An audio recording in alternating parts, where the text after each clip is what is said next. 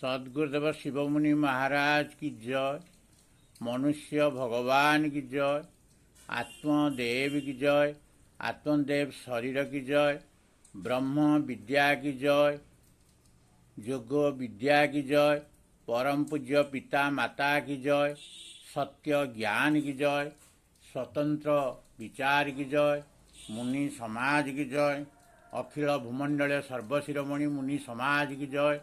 समस्त मुनि मुनिमति की जय।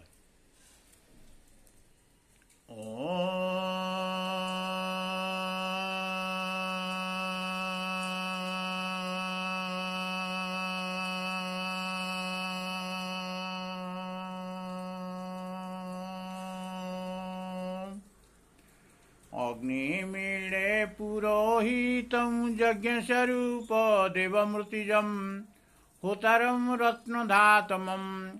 आज मु सत्संगरे अग्निरूपी आत्मदेवंकर स्तुति करी आत्मज्ञान विषय किछि कहवाकू जाउछि। तत्संगे संगे योगी योगाचार्य मुनिमती एवं मुनि मुनिकुमार मुनिकुमारी और जिज्ञासु जनता जनार्दन को सत्प्रेम जय जीव। आज आम प्राकृतिक शिक्षा विषय आलोचना करिबा।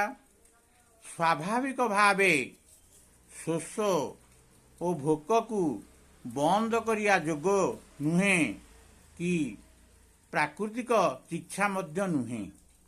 एहा द्वारा भगवान जेउठारे थिले मध्य प्रसन्न हुअंती नाही।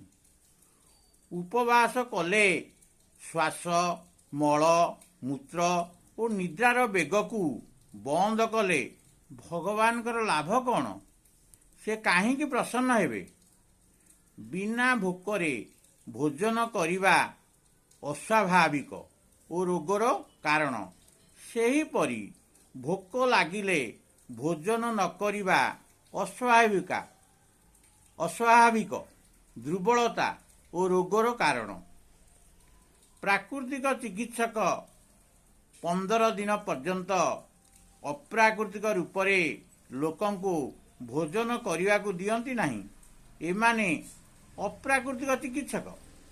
शोष लागिले मुख रास्तारे शुद्ध जल पीवा हेउची प्राकृतिक। अप्राकृतिक चिकित्सक और हठयोगी माने लोकंकु मलद्वार बाट देई जल पीवाकू कहंती। एहा कोन प्राकृतिक होई पारे? एहा कोन जोक? संसार रे मूर्ख ज्ञानी बोलाउछंती। एमानक मतरे मल मूत्र और श्वासर बेग बंद करिवा प्राकृतिक।